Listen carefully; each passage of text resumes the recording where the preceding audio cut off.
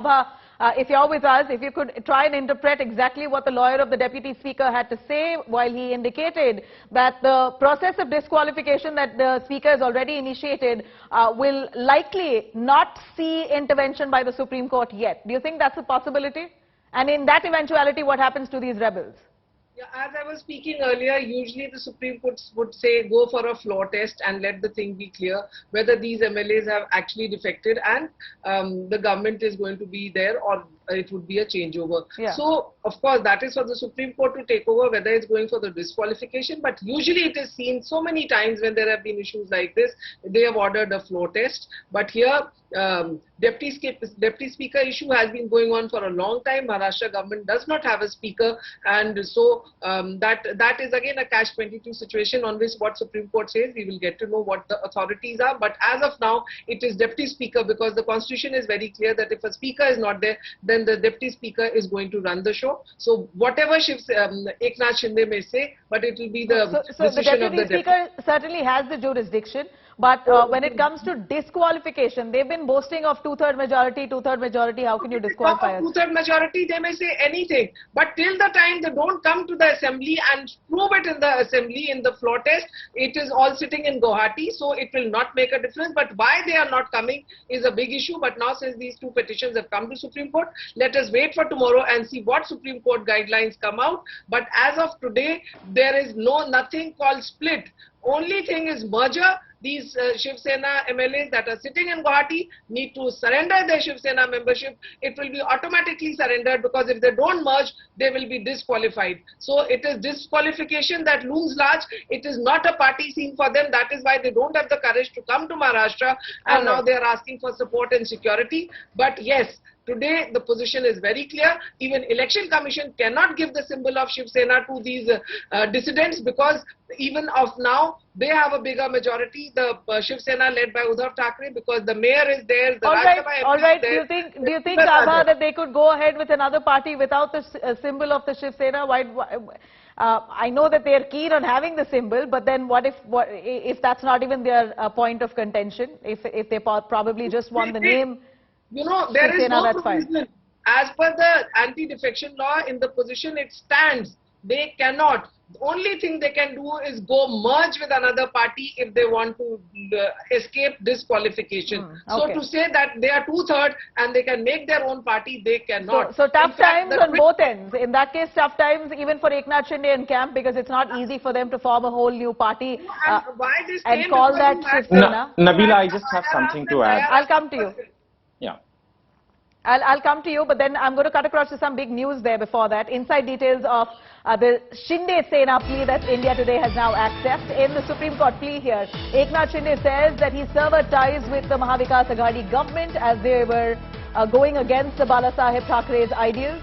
Principles of the Shiv Sena, which is a Hindu Marathi regional political party, is being compromised due to unruly coalition of political parties in which MLAs of the Shiv Sena were suffering the most. During the time period of the last 2.5 years, the party and its leadership have compromised party principles with different ideology, that of the Congress and NCP.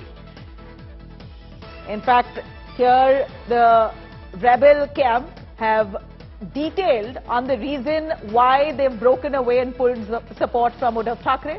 And they reiterate their point right from the start that they have maintained. They're very upset with Uddhav Thackeray leading this alliance with the Congress and NCP, which is far away from their ideology.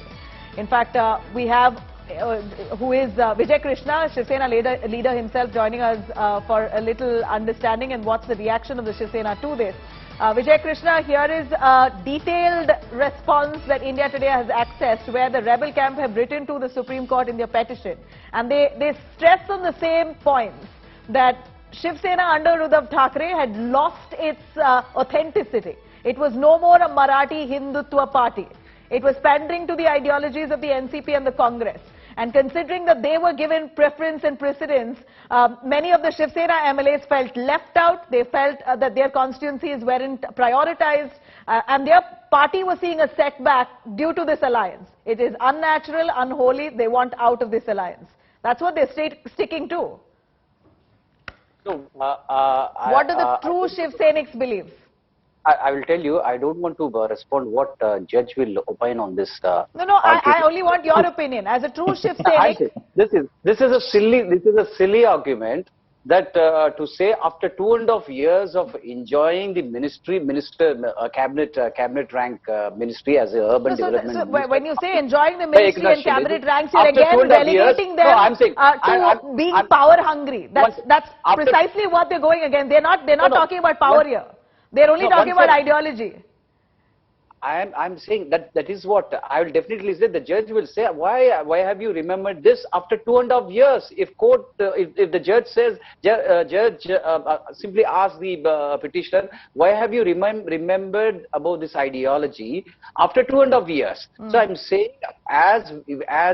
as proud Shiv Sainik, we are saying that we are always stuck to our ideology. You cannot just separate it away. But I'm saying this is not about just coming out of, if it is coming out of Shiv Sena, they would have definitely walked out of Shiv Sena and they would have called themselves as a separate party. But this is not the issue. I am saying BJP wants to destroy the multi-party India. So your view is that the BJP is trying to hack into the Mahavikas Aghadi. Multiple attempts have failed. This time they've been rather successful, so far at least, in pulling away the large part of the faction of the Shiv Sena. No, they won't be successful. They won't be successful. All right. That's the reason. And no Shiv Sainik will harm any families in Maharashtra. And I'm also assuring you, no Shiv Sainik. You all have already vandalized property of Tanaji's offices, his home, vandalized, violence there. How do you justify that? If you don't want to intimidate the rebels, if you want to bring them, invite them back into your fold with confidence, that's counterproductive. The reason is that the COVID cases are increasing and there is no sowing of crops in Maharashtra. Maharashtra has become directionless. And how come these MLAs are absent? COVID-19 is rising. You do know that calling Maharashtra directionless is pointing fingers at your own government. No. I'm pointing fingers at Eknath Shinde and BJP's Fadmanis. It's just a week. That's been, the rebellion has started in just over the last week. The problems that you have listed out possibly could be persistent in the last 2.5 years. Anyway, I got your point.